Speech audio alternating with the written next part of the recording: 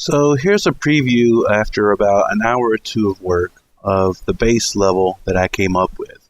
And I'm going to go through every little section so you can kind of see how I built it and what's going on here. I started out with a simple elliptical hallway. Let's look at it from the top. Using floor curved, hall curved prefabs, hall straight prefabs, and on either end of my elliptical hallway I had a prefab with doorways here.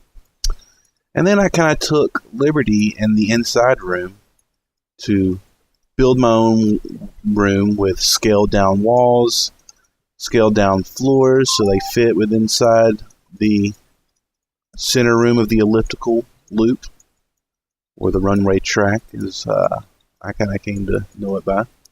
So I have this simple room with scaled down walls and floors, and you want to make sure that whenever you're scaling objects that you give maybe even a little bit of overhang and intersect our meshes so they don't create seams or gaps within our model. It's better to make our meshes overlap rather than create gaps within our level. I have a large room over here that I created with my large floor piece, and you can see inside of my outliner. Let me just tidy it up a little bit. I have a large room group that houses all the walls that I have. I even made a long wall prefab that just contains 3 wall pieces. And I just basically snapped these long walls all together. Alright, nothing too crazy here.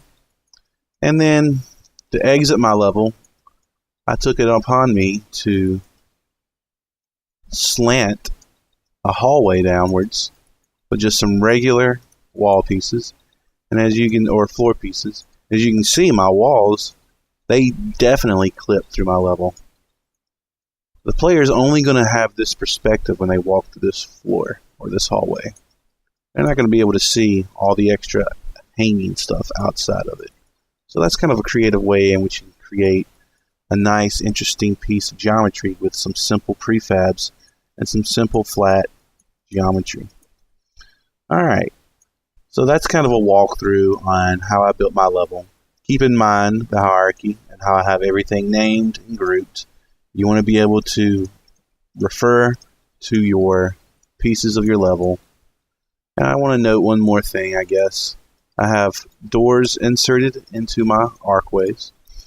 I have them kind of disheveled because this facility, in my mind, will be one after an accident or an explosion.